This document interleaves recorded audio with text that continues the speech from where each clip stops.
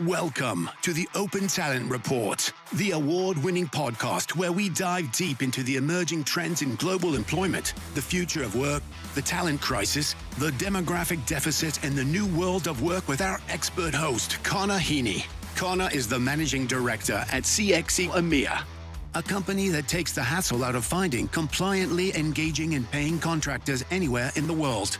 In this podcast, Connor brings you captivating conversations with top CEOs, visionary founders, and industry experts. Together, they shed light on all things open talent and the evolving nature of work itself.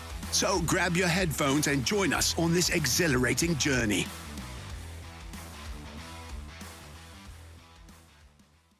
Welcome to this week's show, where I'm delighted to be joined by Christoph Niebel, who is a business and human capital leader. He has been described by me as a go-to-market guru.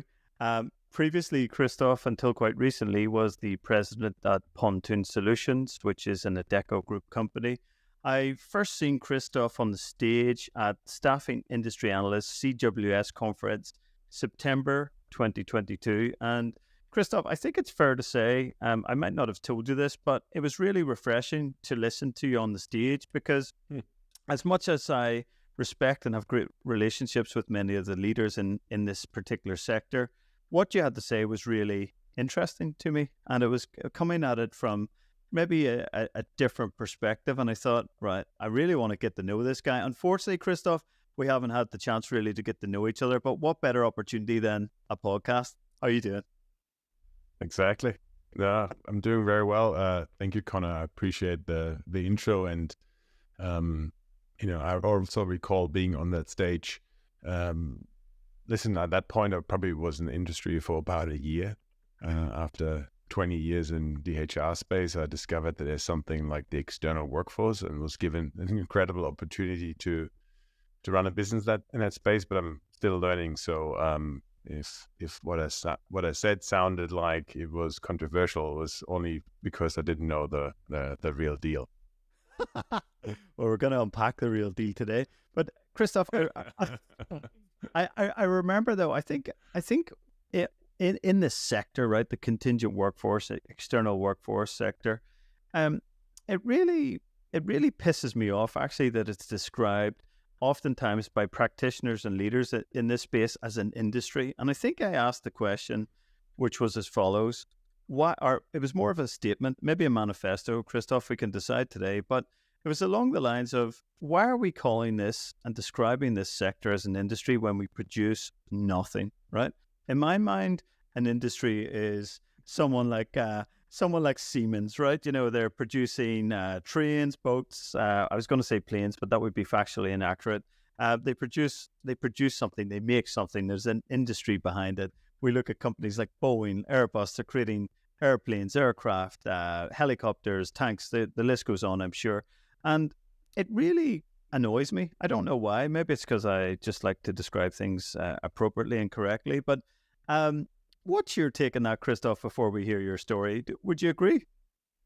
Yeah, I agree. But my hypothesis here is that why do we say that? I'm not sure. Maybe I do too. But I would say it's one, ego. It sounds more important, and to your point of it sounds substantive, and you can build a mindset and a way of operating in the industry, which I think the negative aspect of that actually has happened. It has siloed itself a little bit from what we're here to do. I mean, my underlying belief and maybe manifesto is talent is talent. And I don't know if you need an external workforce industry. And so I think, again, one is ego. We want to be seen more important. And then maybe it comes back to where this external workforce somehow originated in terms of ownership within a corporate, finance, procurement, which again, industrializes things. So maybe it's also the way of operating that speak to that. I'm with you on this, mate. I don't think I'm a big fan of either that descriptor or many others that I've seen, because they make them a little less accessible and maybe cloud and shrouded in obscurity, which, if you really think about it, should be much, much simpler. Yeah, I agree. Actually, Christoph, this is one of the many reasons I'm excited to have you on the show, because not everyone in this sector, if we can use that descriptor, has that particular view. It always strikes me a bit in this sector that you remember that old adage, I think it was from the 50s or the 60s, no one ever got fired for buying IBM. And I oftentimes think there can be a similar thought process in the buying community when it comes to the MSP market, right? It's a safe option. It's the default option. It's, in their mind, potentially the only option. And I don't think that's always the case. But anyway, we can unpack that later. Or if you've any thoughts on that, I'd love to hear. I would have loved to say that we were the IBM and it was so easy. I think there was a lot of competitive pressure and other elements. The idea of outsourcing something and giving it to a known brand, and there's obviously a number of big players in there, is very appealing. I think we all have our bit to do in this ecosystem of suppliers, whether it's services or tech end or the internal practitioners, to ensure that we keep evolving this thinking. Because while IBM is certainly doing well now, I think they had a bit of a dip, and we don't want that to happen in our sector as well. Yeah, it's interesting though, Christoph. I run a business that also has a form of MSP, right? We sell MSP or adjacent services to it, but what we've tried to do, I guess, is unpack elements of that to basically say, Mr. or Mrs. Client, or they, here's your smorgasbord of options. Which one do you want, right? And for us, that's innovation in this sector. I haven't really seen too much of true innovation in the MSP sector, right? Because once you start to get those cost savings, that control, right? There's limited levers if you're running a second, third generation program.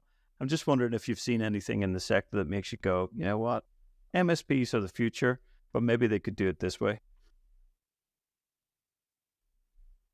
Okay, so I'm in an interesting position right now because obviously we haven't gone through my background here, but I'm currently not running one. So I'll give you some of my honest experience on this. I think inherently, and also coming at this through the lens of having only been in the external workforce space for about 3 years, right? You will forget more about this space than I will ever learn. And I'm certainly not an expert. What I found though is part of the value proposition that customers have, to the point that you mentioned beforehand, outsourcing something to a brand that seems to know what they're doing, is quite frankly also a level of effort outsourcing.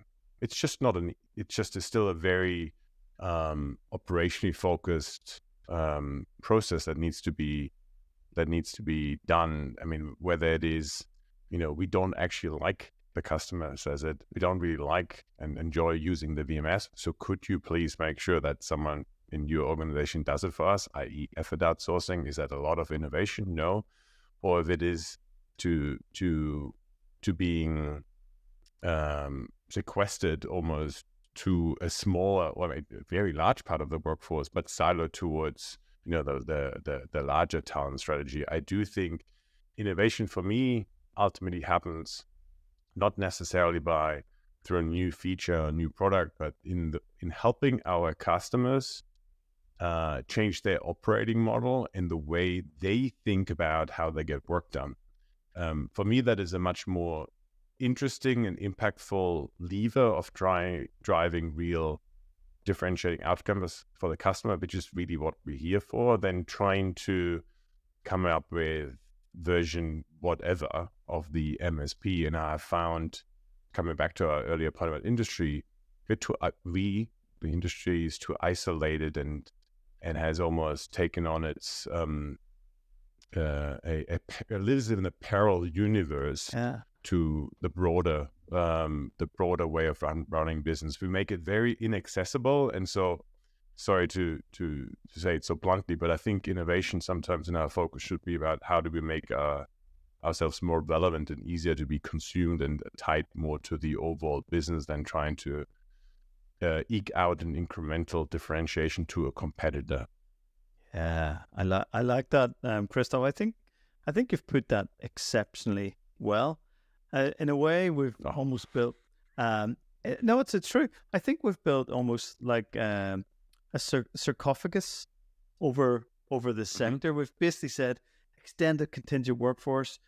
Yes, it's highly risky. Yes, there's loads of regulations around it. But like, if you think about permanent employment, same principles apply, right?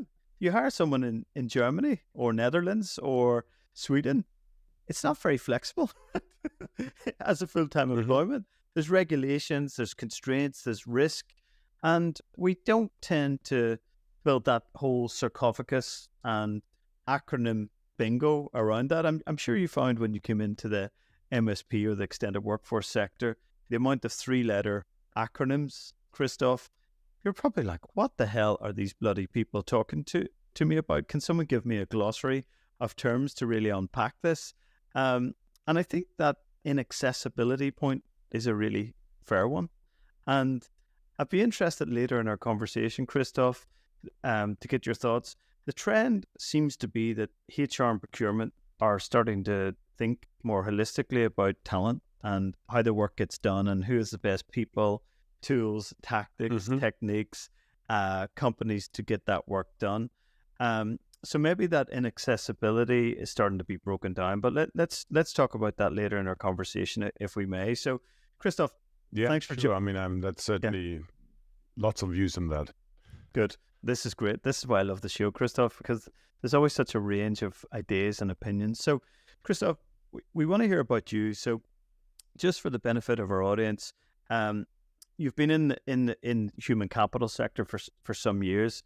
You mentioned you were with Pontoon Solutions for 3 years, but you've had quite an interesting career from my read in the human capital world. So would you mind just giving the pop quiz history of Christoph, how you got into the human capital space, what's your background, what gets you up in the morning, what are you really passionate about, and why you love the human capital sector, assuming you do. I do. How much time do we have again? Okay. Never enough. I give Never you enough. Exactly. I give you the arc, and then really, I'm going to highlight a couple of inflection points who I feel like, made me think and make me who I am today. First of all, it's probably not difficult to detect with my accent. While I live here in New York, I'm also from the European mainland. I'm German, right? And in the early 2000s, I had this grand idea of backpacking around the world for 3 months. Long story short, 20 plus years later, I'm still on this backpacking trip. Mom is still waiting for me to come home. And it was in early 2000s that I arrived in Australia, where I both fell in love here with my beautiful wife 20 plus years ago, but also with the HR space. Turns out that my first job wasn't very loving to me because it was a boiler room job. Essentially, you do 150 cold calls a day to HR leaders and try to get them to spend $2,000 to come on an HR conference. That was really where I fell into because I needed to get a visa and had never sold anything in my life and learned from the ground up what it took to, what it actually means to generate revenues, which you should never really forget that the front line is doing a lot of hard work. And then secondly, it obviously gave me access to, an HR buyer and their mindset. Now that was also time of my first inflection point. Very quickly, I decided that I'm not good at selling. I don't want to be good at selling, but I want to be great at helping people buy. Now, maybe it sounds very nuanced, but the difference really is the consultative part. And that then also very relatively quickly got me to think about what are some of the business out there in this space that drive real value. Mid-2000s Australia, smaller but mature market, huge talent shortage. So I ended up joining an RPO startup, which was one of my customers because we also had the responsibility of acquiring sponsors, and this is how a conferencing company makes money. And we build a business from the ground up relatively quickly. The RPO space, for those who don't know, is the outsourced permanent recruitment function. In the early 2000s, this was all about shooting really fish in the barrel, reducing agency spend and bring in technology and people and process to create ownership of your own talent base. Very reminiscent what people are talking now about direct sourcing 20 years later in the contingent space, which to me also is not an innovation, but let's put this to the side. Yes. I learned my first entrepreneurial lesson back then, because once the global financial crisis in 2008 or something hit, recruiting wasn't so in anymore, and we basically ran out of cash, and the business, wasn't really worth much anymore. We had the grand idea, and I tried to sell it into the Adecco Group. Yes. But to your point before, where I spent most of my time, they didn't buy the business, but they did buy me. So I ended up in early 2009 working for a business called LHH, back then Leo Harrison, which was really defined and known as a career transition outplacement business, which was certainly a service in need, because all of my customers weren't hiring anymore. They were laying people off. So I had a very significant run there, from taking a very small couple of million business in Australia to double-digit millions, and had the opportunity there also to have my second inflection point. I obviously, like most people, you move at one point from being an individual contributor to a leader, manager. Yes. And that was a very difficult journey for me. As a little side note, my background before I came to Australia was in professional sports. I played handball, which it's not the little ball against the wall, but the European Olympic kind of team sport, where I defined myself when I was younger by scoring the most possible goals. And that's a very similar evolution that you have in sales. You put the biggest numbers on the board. But as my personal production in handball waned, I learned that frustrated me. I was able to help others become better at what they were teaching, mentoring younger kids. And there was a similar inflection I had to take at work, because what I defined my own success as being the non plus ultra, I learned, when you asked me what gets me out of bed, I spent quite a bit of time to figure out what is really the thing that drives me. And I landed on it's helping people and businesses uncover, light up, and ignite potential. And once I was able to figure out that element of helping other people get better really makes me better, my career took off, and I moved with LHH to the US, specifically in New York, where I started to run sales, then the largest global P&L, and ultimately became one of the youngest EVPs, and run as the chief sales officer, a $500 million top line business. We had the two best years between 20 and 21, and that we had in our company history, both through the lens of top line and profitability. And then I had really my third inflection point within the group, the Adecco Group, which is a diversified HR solutions business. I'd only ever worked through the context of the permanent employee base. LHH was at that point then also very, very significantly in leadership development, talent development, coaching, and later even became a professional recruitment business, skilling. But that was all focused on the permanent employee base. And then when I had the opportunity to move internally and take my first business unit CEO job at Pontoon, I met the external workforce.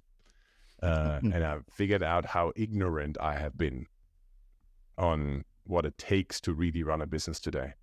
Quite frankly, now I'm not sure. It's, like if you have two kids, do you like one more or the other? It's hard to say. But it's surprising to me how many people, or how little people, have seen actually both sides of the equation, both as an operator and in a company. And I now have the appreciation of the beauty and all the messiness that comes with the external workforce. I'm still learning in that space. And after 3 years, which were, the Pontoon as a business had about 2,000 people, also about $500 million in revenue, and a mix between RPO and MSP, I'm currently in search of my next opportunity, and we can talk about this a little bit later, and developing my own thesis about the space, which I love, to your point, and couldn't be more grateful for the opportunity. 15 years at the Adecco Group, which is just a great company with great people in a great industry. Yeah. I've worked with many people from Adecco over the years, or Pontoon, and they've got an amazing culture. You can feel it and see it when you talk and meet people there. But what I love about them, particularly as a unreformed salesperson, Christoph, is the sales culture that they've got. Right, they've got an amazing, at least from the outside looking in, they've got an amazing sales culture. They've got an amazing hunting sales culture, and then they've got a nourishing culture. You know, they rarely, at least from the outside looking in, lose customers. They're a bit like the Marines, the US Marines. They never leave a customer behind, right? Which is to their to the Adecco and group's credit. But personally, Christoph, did you find the journey moving from an individual contributor to a business leader a difficult one? Because I found that myself, right? I started the CXC Europe business 9 years ago, and it was just me, right? And one lady who worked with me in Australia, right? So I had her maybe in the evenings, right, building our marketing and our operations. So it was much easier, right, being an individual contributor, and then you get the revenue, then you get the business, then you get the clients, and then you're building capability across the business. But I think where I've failed probably as a business leader so far is really building that sales culture. You know, you sort of want to hire people that have similar attributes to you. You don't want to hire the exact same person because life would be really boring. But some of the attributes around hunting, development, nurturing, relationships, probably that's where I've fallen down, right? And, you know, probably shouldn't be admitting that to all our subscribers and whatnot. But the podcast is about being real and about being honest and talking about those failures as leaders. And listen, I unfortunately in my career I've been fired, you know, 10 years ago, I think, or 11 years ago last year, I was fired for the first and only time in my career, and potentially that could happen again. And I got over promoted, and my ego took over, and I thought I could be a CEO when I was, you know, just like 32, and I wasn't ready for it because back then I didn't know my numbers, right? Really and truly. And to be a CEO, you got to know it all, right? You got to know the numbers, right? And I didn't, and I got fired. So I suppose what I'm trying to say is no one's perfect. But from your perspective, Christoph, did you struggle on any point of that journey, or was it sort of like plain sailing because you were doing the numbers and you know, like a god, basically? I am, wow, you really know how to stroke someone's ego. No, certainly it's the opposite. It's always easier to look backwards and connect the dots. I can tell you, I told you about the 3 inflection points that are certainly important in my career, but I remember for, you know, we had at Pontoon, most recently we had this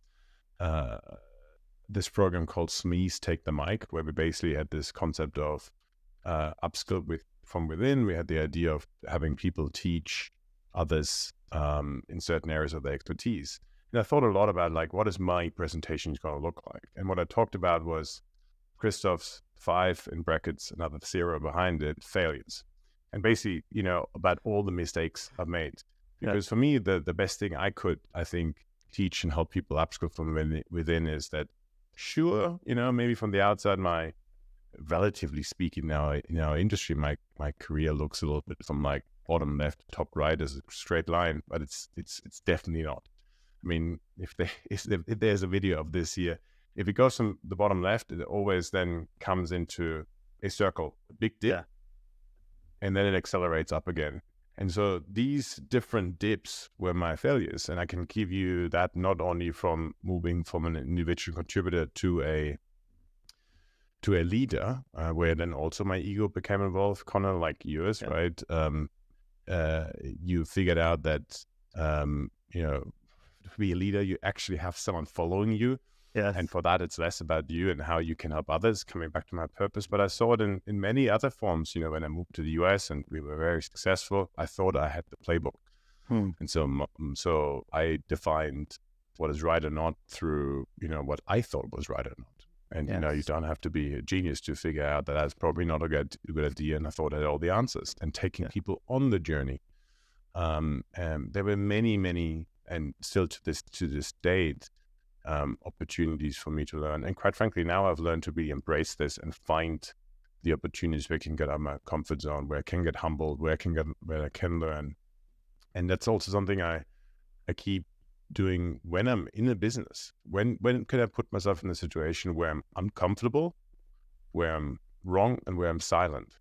As a good example, I go and sit in my whatever office in New York, but we had 2,000 people across pretty much any country. Me going out to the field in a different continent, let it be in Asia and Philippines, and asking these guys, and I'm in a position where I'm uncomfortable, I'm silent, and I'm wrong. That's the biggest learning opportunity. And we can't forget to put ourselves into that, either at the macro and throughout your career, and or in these small moments. Because as tried as it is, once you stop learning, you stop progressing, and to be honest, it's also not much fun. I agree, Christoph. I think what you've just said will really resonate with a lot of our listeners who are leaders in different businesses. And I think within the startup and scale up community, Christoph, you've probably been looking at this a lot over the last 3 to 4 months, and maybe before that. There has been, in my view, a fetishization of failure, right? There's been a cult of failure, right? I'm not sure I always subscribe to that it's good to fail, but it's definitely good to lose, right? Losing is good, in my view, because I think that's where you become really uncomfortable. And hopefully if you're self-aware enough, you can start to take the lessons from that. And one of the things I'm trying to remember all the time, Christoph, as a leader, is that I don't know all the answers, and nor should I, right? And I think sometimes I've found myself falling into that trap as a business leader, going, yeah, I know it all. The patterns are there. I know how to do it this time, and because I solved it that way, it'll work this time. But it doesn't always work. Yeah, I'm with you. I mean, then it comes back to, how do you define failure, right? And or losing. I mean, if you can learn from it, it's probably good. I mean, let's be honest. As much as this sounds like some level of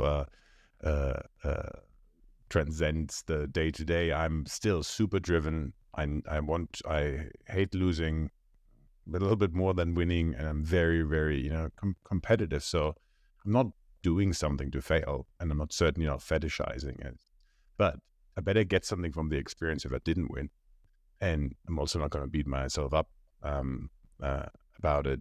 So I do think this is a lot about mindset and also speed, and how you can be sustained. It's too easy to fall, coming back to ego, in the position of thinking, I've got this all figured out, which is very dangerous. It's dangerous in your personal relationships. It's with anything that has to do with progress. So I'm not saying this is right, Connor, but it certainly has served me. Yeah, I get you. And Christoph, maybe staying on this theme, I've spoken to a lot of CEOs and business leaders on this podcast and on this show, and one of the things that I'm still working out myself is, I don't want to use the word balance, but I suppose you sacrifice a lot to get to the top, right? And I don't mean that in a Machiavellian way, that you sacrifice your colleagues or you step on them. I don't think I've done that, or at least I hope I haven't, right, in the course of my career. Maybe I've taken the speed wins approach more often than not, and maybe not asked for permission when I should have and just done it, and the results have spoken for themselves, rightly or wrongly. But when you're running a $500 million company twice in your career at a relatively young age, you can't do it all. And what I mean by that is, Christoph, how did you balance your wife, whom you mentioned, your family, your friends, was running two pretty huge organizations? Because it's something I think I'm still trying to work out. So any thoughts on how to get that right, or at least somewhat balance it? Yeah, no, I've thought about this a lot. I think it also depends on stages of your career. Again, in hindsight, it's easier to say these things and it's difficult when you're in it, but I would broadly characterize this as in your 20s and maybe early 30s. It's probably a good time to work your ass off and really commit to creating a level of platform that gives you optionality from a career perspective, and also optionality by creating some level of wealth. That means not only good income, but doing the smart things with this money that gives you some, again, level of independence from having to do things.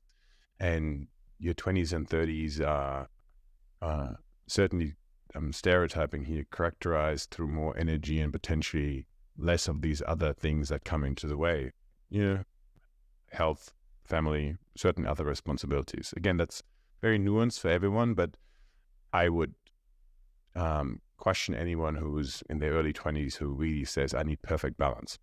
Each to their own, but certainly that would be one point. The second thing that holds more true for me now is like, a house full of love, a fit body, and a calm mind, they're not given, they have to be earned. And if you don't put in that work for all these things, effectively your relationships, with others, with yourself, but also your health, everything else will fall to the wayside.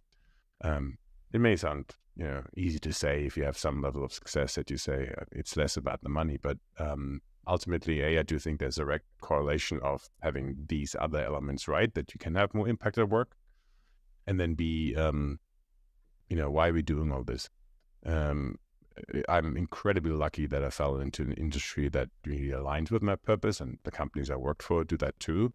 So I've never minded, the long hours or working on the weekends, because I've never really, again, defined it as I'm feel working. I have shitty days like everyone else, but across the board, I could talk about this stuff forever. I mean, let's listen.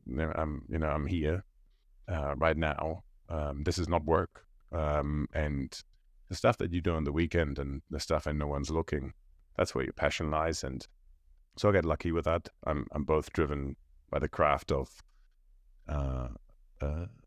I guess revenue generation, but then also about people, leadership, and those two things combined have given me a lot. So I don't believe in the perfect balance as you hear. You need to have really clear priorities, and then you go after them. But in the long way, I think that gives you the resemblance of balance. I think that's really good advice. I suppose if I'm being reflective and genuine, I often ask myself, why am I doing what I'm doing? And I suppose I used to tell myself I'm doing it for my family, I'm doing it to build a business, but I actually get off in it. I get an ego ride out of the intellectual challenge of creating something out of nothing and making something sustainable that maybe has no right to be sustainable. And for me, That's awesome. That's the truth of it. And I'm wondering if other business leaders, if they really strip it back, are they doing it for their family? Are they doing it for the ego? What, I often question that, but I love what you said there, and I particularly like that a fit body and a fit mind has to be earned. I think that would be a good mantra for anyone who in a house full of love. In a house full of love, I bloody love that. But I've been lucky, Christoph, and it sounds like you have with my wife, Fiona. She's really provided a platform for any success that I've had. And I still feel that I'm only just starting. I know that sounds insane, nearly 10 years into the business journey. Not at all. With CXC, but I couldn't have done any of this without her or the team that we've built. But she's really given me the freedom, if you like, to just go anywhere, anytime, any place and build this. And it's been bloody brilliant. But if I'm honest, I'm doing it for my ego, and I love it. But listen, I think that's, first of all, Connor, I think it's cool. I mean, yeah. I do too. Yeah. Again, I haven't transcended any normal way of thinking. I'm many days Christoph comes first, but I guess I figured out, coming back to my first reflection point, that me helping others and not being short-term, but maybe long-term greedy, actually helps me. But you don't have to shy away from the fact that, that we do things for ourselves. Yes. I think another important element, I actually don't know who your real listener is, but, I think when we're younger, we also actually still now, we tend to overestimate what we can do in a day or in a week or a year, and underestimate what we can do in 10 years. So the point of timing that you said you will be here forever in this industry should be very empowering, because everything in this context compounds. your relationships, what you're doing here with this podcast, the ability to draw and multiply the impact with these relationships, which in this industry, call it that way, is very powerful. You get to do, change that matters is made together, and the context that you and the provider side doing with the customer, or the compounding of knowledge, or the compounding of scale, whichever way you see this technology or people arbitrage. Having a very long-term view will serve your customers. And this is part of the issue. And I've reflected this on a lot. Our commercial models are not skewed to this. When you're publicly listed, you better get the quarter right. If you're running a revenue organization, you better get the month right. Yeah. There is a benefit to this long-term thinking. So I applaud you for A, being honesty, and B, to think about that as a never-ending journey there. And this will no doubt, that tells me that you will have a lot of success there. I hope so. I think definitely part ego, but then when you build the business, Christoph, as you know, having done this multiple times, it's about feeding the team, right? I don't mean feeding them revenue. I mean making sure that the business is sustainable and growing, so that those people can pay their mortgages, their rent, feed their families, right? We have to feed the team. But there's something I got obsessed about, Christoph, in this sector, in the gig economy, probably about 10 or 11 years ago, with the emergence of Uber and various other ride-sharing platforms. And you'll have seen this from the great crash, or the great financial crisis. Around the time of that, there was a move from fixed employment models to variable employment models. You've seen it in Australia, you've seen it in UK. People were made redundant left, right, and center, right? And then you had the emergence of that fixed to variable model, right? The temporary workforce emerged and exploded. But also you had the platformization, or the Uberization of work, right? Whereby the gig economy really came about.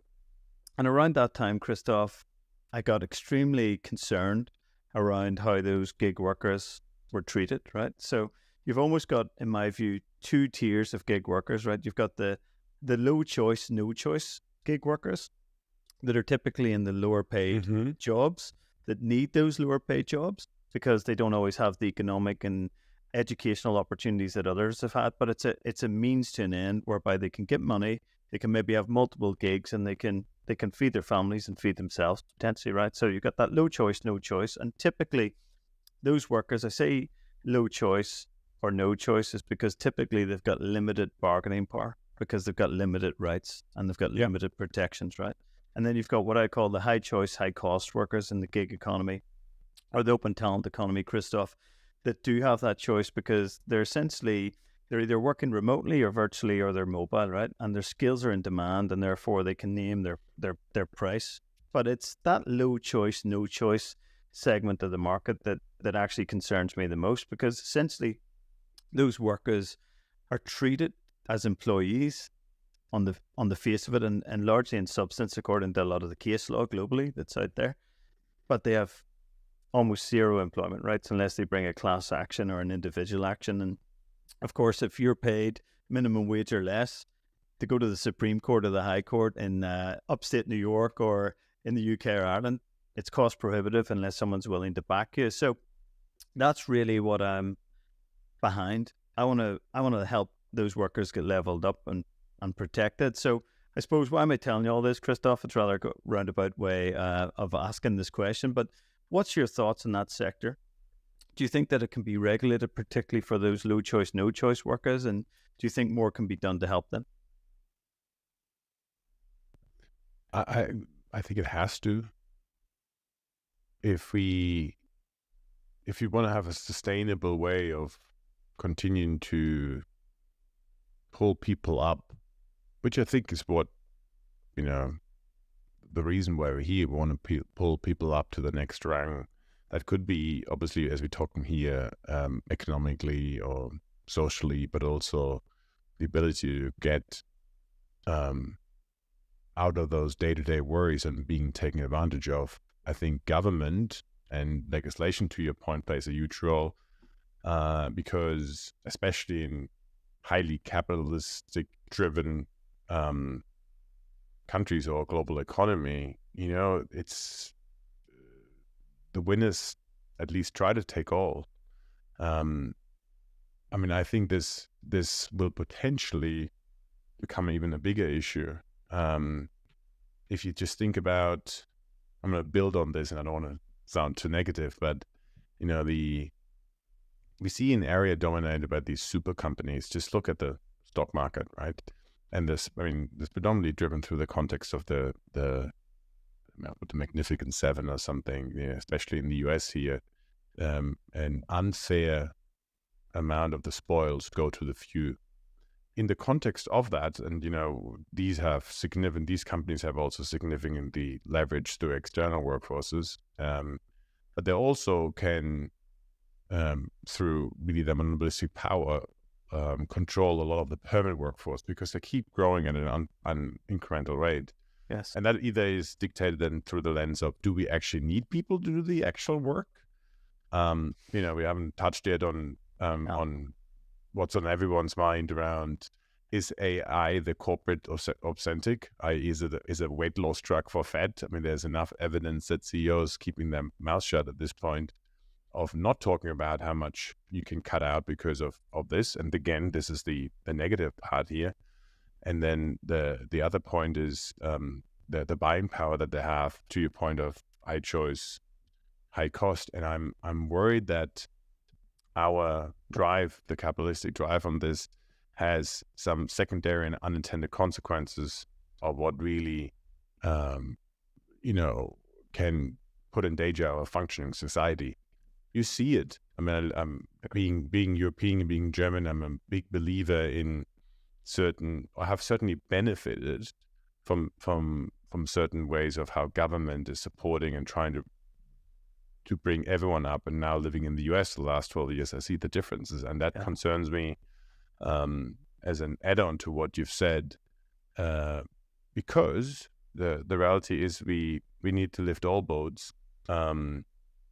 Otherwise, I think we'll run into a wall, and I would like to see government step in there more. I do think the big players in our industry have gotten wind of that and are trying to effectively influence government and policy decisions. And I think that's the path they need to take, because someone needs to, again, sounds trite, stand for those people who have less power and need to help them to go and fight these things in court and influence that. So I think it's a combination of good business and government and being really aware of incentives for some of those big companies, and that we don't get enamored with all the great growth and without seeing the negative consequences of that. Sorry, that was a lot here. No, it's good actually, Christoph. I think what you've outlined is pretty much what I think about artificial intelligence and its unintended consequences. So maybe I'll say it more bluntly. I'm really concerned about artificial intelligence potential and likely impact on jobs, displacement, and a lot of the proponents of artificial intelligence in some of those top 7 or top 10 companies around the globe will tell you that, of course, all the jobs will be replaced. They look at parallels to the Industrial Revolution and how that displaced a lot of workers but replaced a lot. But there's no comparison between the artificial intelligence revolution, in my view, and based on what I've read, and the Industrial Revolution, right? So the way the debate has been struck or positioned is that artificial intelligence will ultimately replace your job, but it's going to create this nirvana of new jobs. I beg to disagree. And in fact, I disagree probably quite vehemently now. My view is that artificial intelligence is probably the biggest risk to people, and potentially people like us and people that listen to our show. I think those low choice, no choice workers that I described at the gig economy, I think they're the beginning of the tip of the iceberg. And I think if artificial intelligence really becomes about efficiency and effectiveness, and instead of focusing on, are these machines useful to us? Machine usefulness, right? We framed the debate around effectiveness, efficiency, and what that actually means is replacement and displacement of jobs when you strip it back. So my view is we need It's Yeah. celebrated. Yeah, but it shouldn't be, in my view, because I mean, let's talk. I mean, let's be really blunt. So I do agree with you. If in question of where something is going, follow where the money is, because exactly. as long as we live in a capitalist society with companies that are being measured on growth and profitability, this is where organizations will make choices. And by the way, our industry too. I'll come to this, but I just recently something hit my desk, and there was an announcement by a company called Klarna.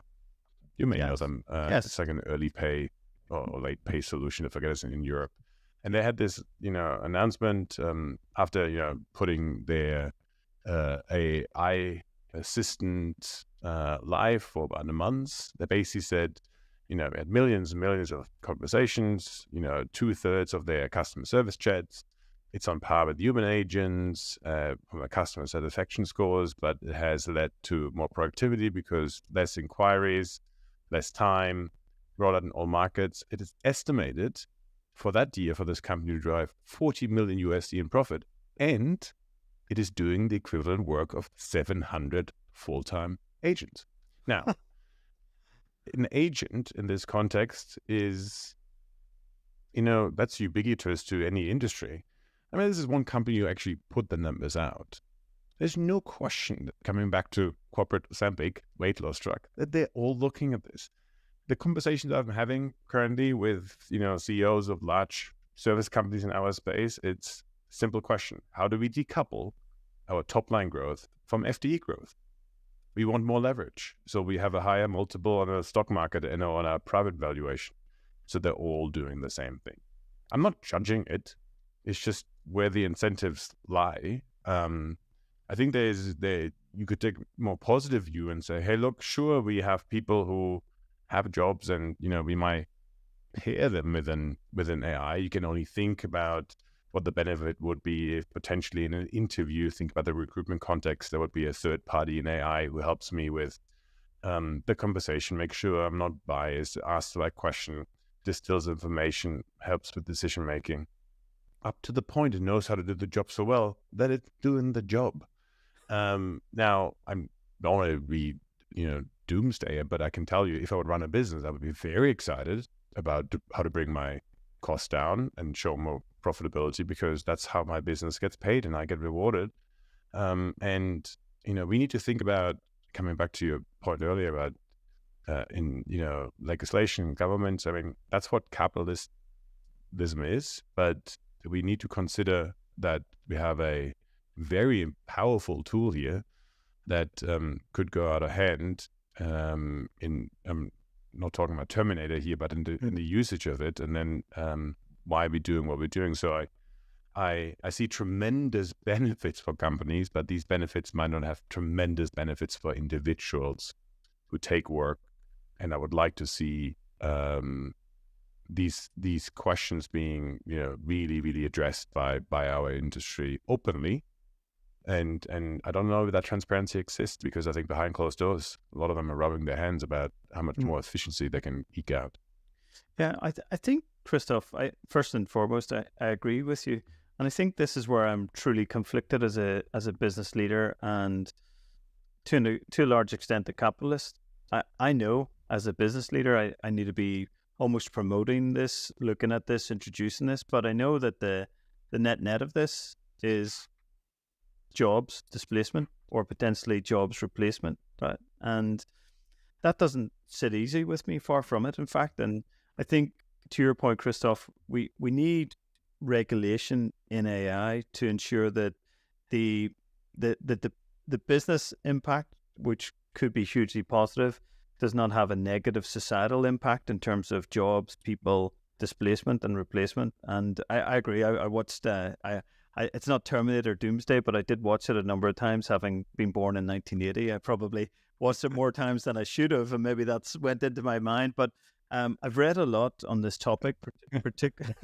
I've read a lot on this topic, Christoph. I read a great book, actually, if you haven't read it, called Power and Progress. I think it was published last year, and they looked at this concept of it's fantastic, and we'll put it in the show notes as well for our listeners. But it tackles some of these questions that we've been discussing, particularly about inequality, jobs displacement, artificial intelligence, and machine usefulness. But I want to go back to go forward, Christoph, if we may. And do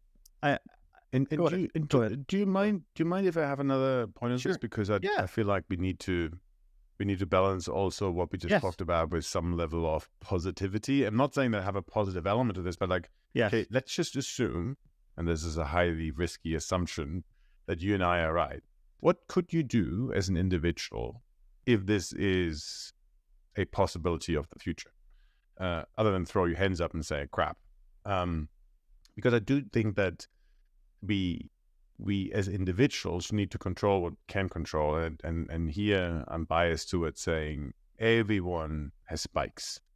Everyone has some level of uniqueness, right? And not judging that it be good or bad, but what does that look like for you? What are your strengths? What's the stuff that before you do it, you're excited about? When you do it, you get a buzz, and afterwards you can't stop thinking about it. The stuff that you actually really love, and then find ways to uniquely cultivate that strength, because that is where I think AI has an issue.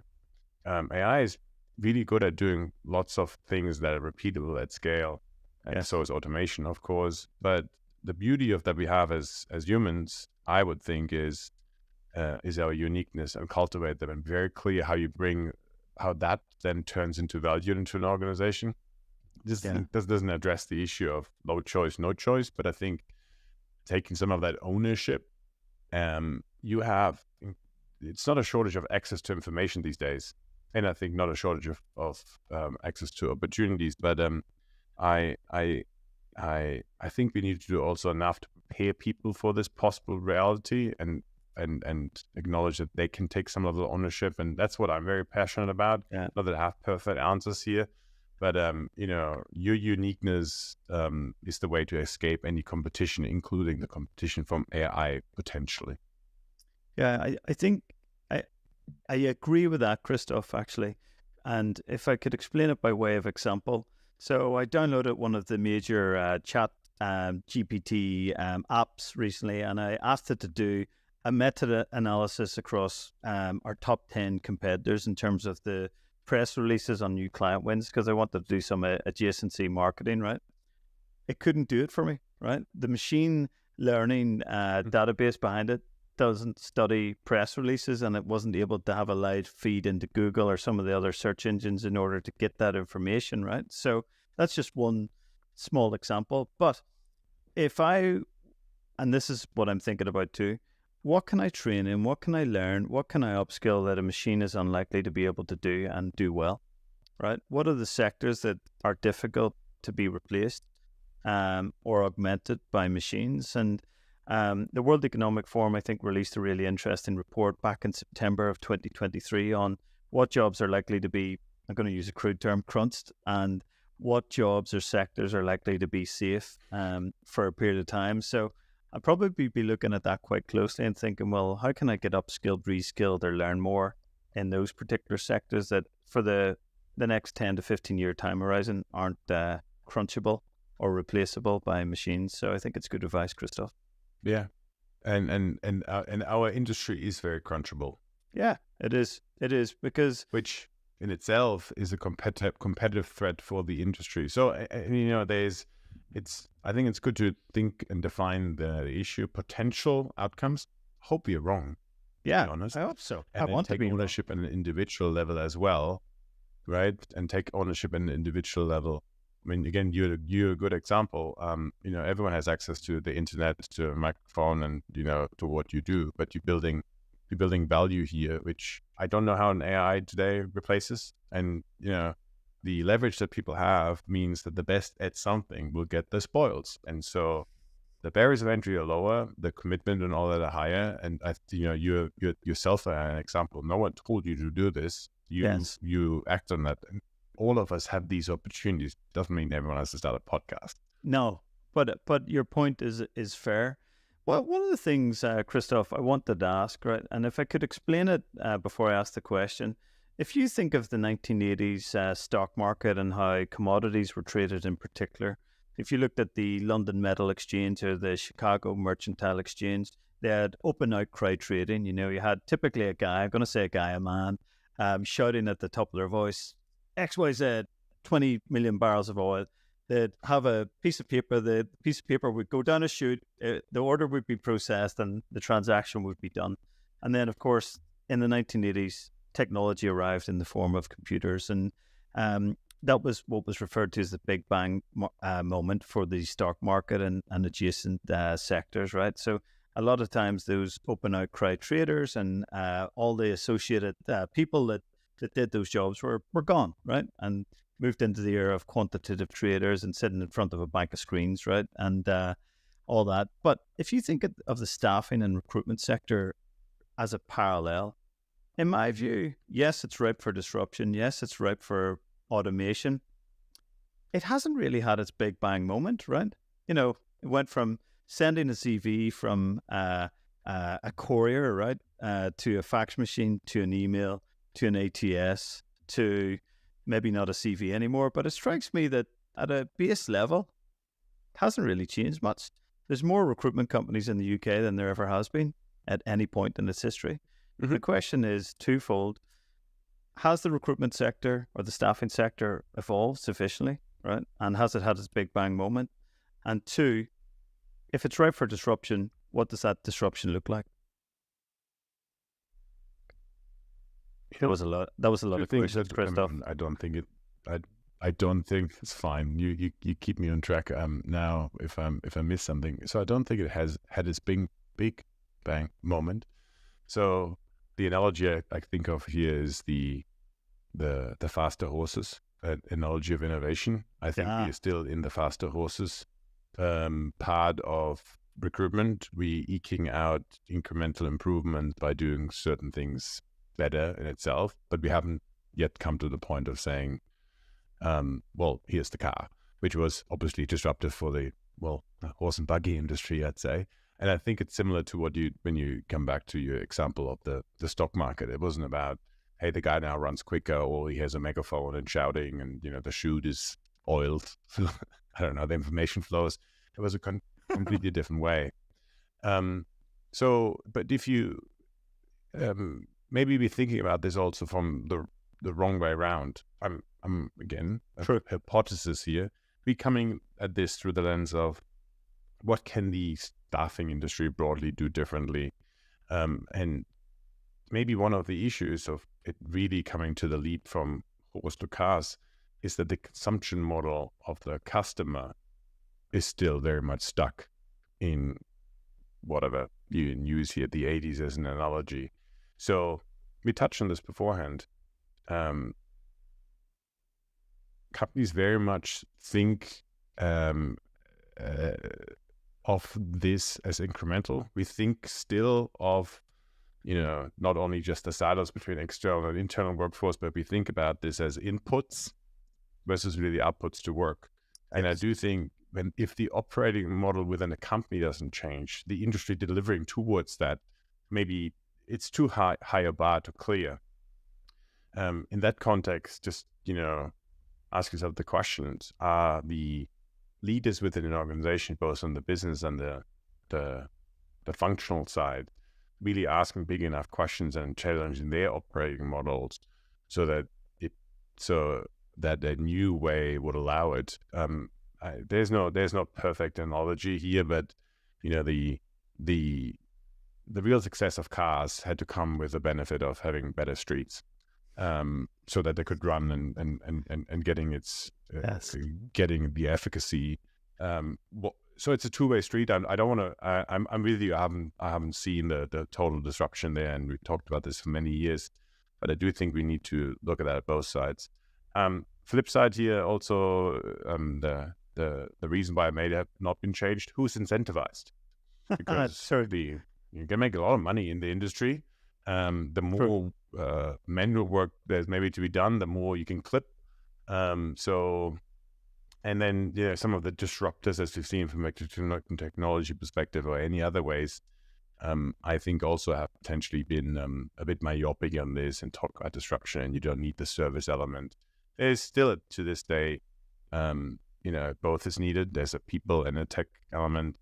But yeah, I mean, if you just look at the amount of money and point solutions, the amount of money has gone into the HR tech space and the point solutions have been developed, not all of them have shown efficacy. And there's obviously, this is another topic, how much fragmentation exists in tech stacks within large corporates. They also don't get the value. So long story short, I do think if we wanted to see some breakthrough, I think we need to not forget to think about the operating model within companies, the mindsets, who's responsible for talent, and how do we really consume it. Yeah, I think that's a great answer. Christoph, I want to look at two things, if we can, before we finish up our conversation. The first is, you had mentioned earlier that when you were in Australia, one of the businesses that you were involved in was really set up in response to the labour market shortage that existed in Australia at the time. I think I got that right. I hope I did, but let's assume I did. So at the moment, the labour market is quite fascinating, right? And it has been, for definitely the last 4 years, right? So in most markets, has either been full employment or close to full employment in most of the Western labour markets, right? So they're chocked to the brim, right? Yeah. And then you've got this other issue of, well, actually, do you know what? We can't fill jobs, right? And then you've got this other issue where you've got companies essentially saying, unless you're really good and you've got these specific set of skills and these credentials, you're not coming in. You're not bloody welcome, right? So having seen maybe multiple labour market shortages and definitely seen a really interesting and maybe fragmented labour market, have you any views, Christoph, on how this potential problem or set of problems can be solved for?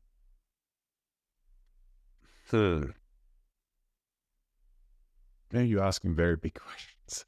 Sorry. I'll have a crack. I mean, there's something between supply and demand, clearly. So let's take it from that perspective. I think the supply side has two elements. One is how do we think about creating more supply? And I'm eking back now to my times in Germany, where vocational training is a really big thing, and quite frankly, it is both encouraged and as a core backbone to what is in Germany called Mittelstand, and we basically learn a trade, and that has made, there's lots of problems with the German economy, and I could talk about that also for a long time, but if everything, the German economy wouldn't have been where it is without that kind of backbone and vocational training.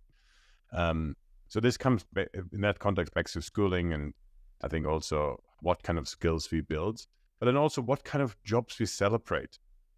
I recently saw some stats. I will get this roughly wrong, but what do US teens want to be when they grow up? And it fits the spectrum of professional athletes, YouTube streamer, professional gamer, musician, like stuff where like the 0.001% will be successful versus, hey, look, I'm sure when you were young, you thought you want to be a firefighter or something, right? I appreciate that there's some level of dreams involved, but how do we put people on that path where we also celebrate the stuff that is really core? Yeah. And not everyone has to go to university and think you need some sort of degree to have both real impact, find their passion, and ultimately create where we started, also create some level of security for the family and just have a really good life. Then I do think, coming back to the sits between supply and demand, I guess, but the consumption side, I talked about this beforehand, the internal operating models of these companies, I think there's good solutions out there. In the professional space, think about these hire, train, deploy companies, right, who have built real functionality and at scale to bring junior talent into the organization. They have good models. They struggle with the fact that they may not be able to be consumed properly, because companies, if you think about yourself being a manager, you might say, hey, if I only have 3 people on my team, I don't want to give it one spot to a junior person because I have to hit my targets. And companies need to think about how do they carve this out, and how do they incentivize the overall organization to bring in new talent, where these skills, or whatever skills we need to build in the future, need to be created. They don't just exist. The same goes, and we don't have to go into detail in embracing open talent and gig economy models, which still most companies don't know how to really consume. And then the last thing I would say on this one, on the demand side, and this is probably what you're referring to, where I've grown up, I've been privy to seeing companies shed talent in the millions. Yeah. Layoffs, right? And just use a very close to, recent example, tech space. It's huge run up in hiring, and then significant reductions. And these yo-yo effects get rewarded. Follow the money. Like, exactly. You see a company, a publicity company, spending the same amount in restructuring and cost reduction, and then put the same money into R&D. The company puts it in R&D, will see the share price being dinged, and the one who reduces the cost, that probably goes up. So obviously this has a negative people impact. And I'll give you a very practical example. Being in the selling outplacement space, the best question I've ever heard a company ask me, which led me to think about a potential solution, was, I think it was Unilever back in the days. And they said in an RFP, and they had a large spend and career transition, and they basically said, instead of saying, why are you the best and can deliver the best quality at the cheapest price, they said, how can we reduce all outplacement spend to zero? And you go, and you thought you wanted an outplacement provider. But the question really spoke to, well, if we don't have to lay off any more people, we can not only reduce the impact on these individuals and the little part of the outplacement spend, but the billions and billions of restructuring that are associated with that. And could we take some of that and put it into a different solution, maybe further upfront in the employee life cycle, that allows them to be, look at our talent as renewable rather than replaceable, and build then again an open ecosystem with other companies and move these people around. And that for me was maybe it's a radical approach, but to talent acquisition and development and creating an ecosystem that attract and nurtures talent outside of traditional employment frameworks. And I do think we haven't, if you think about it, talent as renewable, we will be able to fill these jobs. Now, I'm a little bit of a dreamer here, but I do see tangible ways of companies doing that, coming back to how you get rewarded. It may not be the thing that is the quickest return, but I could wax on that all day, Connor. I love the thoughtfulness aligned to your experience in that particular sector. Christoph, love it. I want to get your thoughts, Christoph, on remote work. There's been a huge amount of debate online about it, particularly again over the last 4 years. There's what I would describe as the remote work sellouts that say remote work solves all companies' problems, it empowers people, and it's basically the best thing since, as we say in Ireland, sliced bread, right? And then you've got the people that are saying, well, you got the people and companies that are saying, you know what, productivity not so good, cohesiveness, culture not so good, young people not so good, working remote. So let's get everyone back in the office, right? Let's return them to the office, and let's make remote work what it used to be, which was essentially a privilege of sorts. And actually, I think, like all things, Christoph, there's probably some nuance in between and some room in between. But I'd be keen to hear your thoughts on remote work. Is it good, bad, ugly, or indifferent? Yeah, I mean, this is not what you want to hear. I don't think it matters at all what I think about it. I actually do think this is less an operational decision. Come into the building, don't come to the building, but a cultural, effectively culturally influenced decision. Because the way I would now see about this, like remote work to the contrast that you established, is about trust, accountability, and outcome-focused management that respects, individuals' lifestyle choices. Now, culturally, this might not be right for you. So I'm not here to say this is good or bad. I don't know the context of this business. So it depends, I think, what the company wants to be and how it wants to enable their people to live up to that standard. There's obviously nuances in this discussion, right? But I can only tell you how I thought about this in running my own business, but I'm not an evangelist for one or another approach. I think people need to come back to first principles and saying, what do I want to achieve here? I hate bringing up politics, but it's the same thing. I don't believe in one side or the other, which is especially something we see here, of course, in the US. And I think this is nuanced. We can talk about, the flexibility it offers and the accessibility of a broader talent pool, but we can also talk about the challenges of maintaining a culture and collaboration and communication if people not in the office. And so you won't get a left or right for me. I say every leader, every company needs to think about where do they see their culture, if it's higher on trust, accountability, and outcome based versus the other side. I would say embrace it, and if not, make your own choice, but don't make it a religious decision of which one is right or not. It's a waste of time. Yeah, I agree. I think it's that's completely fair comment and a spot on analysis. So, Christoph, I think our conversation has been very wide ranging, and I think it's fair to say I've really bloody enjoyed it. Loving your answers, loving your thoughts, and love the way that you unpack and analyze things. So I'd like to finish our podcast with the following question. Christoph, what is your prediction, or indeed predictions, for the future of work? I do think we discussed much of this. I'm certainly not a futurist. I'm very pragmatic.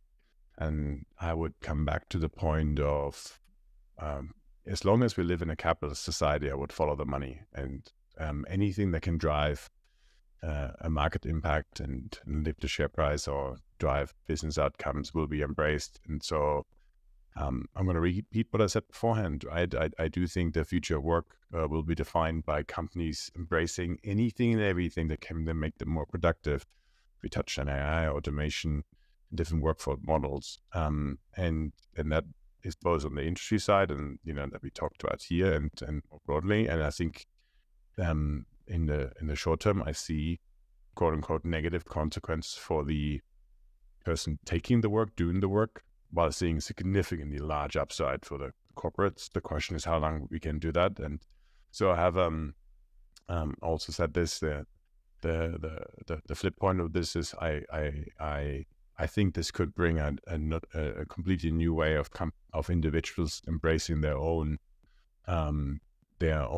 responsibility for their development and coming back to like this idea of being an artist and embracing running the kind of their own business. Like maybe not literally running their own business, but taking accountability for this, and that's what I would encourage. And so I don't see just dark clouds in the future, but I would be very pragmatic in analyzing that question for everyone themselves, because that's the most meaningful way to do that, in my opinion. Well, what a very thoughtful answer, Christoph. And listen, I've really enjoyed our conversation, Christoph. I've been looking forward to this for some time, and I'm really grateful that we've taken the opportunity to have a really good and thoughtful discussion and conversation. So, Christoph, thanks so much for your time.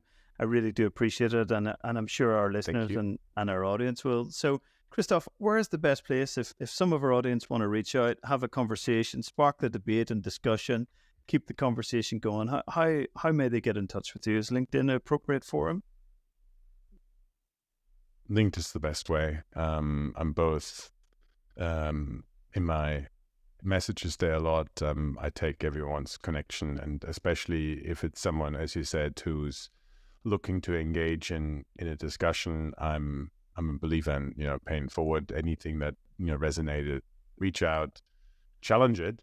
Let me learn from you, but LinkedIn is my home. Love it. Well, Christoph, looking forward to continuing the conversation. Hope to see you in more stages, more panels, because you've got a really fresh perspective that I thoroughly enjoy listening to. So Best of luck, Christoph, and I really hope we get to meet in person soon. Next time I'm in New York, I'll definitely look you up. So thanks, mate. Really appreciate it. Yeah. Thank you, Connor, for all you do and the opportunity here. I also enjoyed it and I was looking forward to it. So let's catch up soon. You bet. Thanks, Christoph. Take care. Thank you for listening to the Open Talent Report with Connor Heaney. If you found this podcast informative and engaging, make sure you subscribe, tell your friends, and follow us on all your favorite streaming platforms.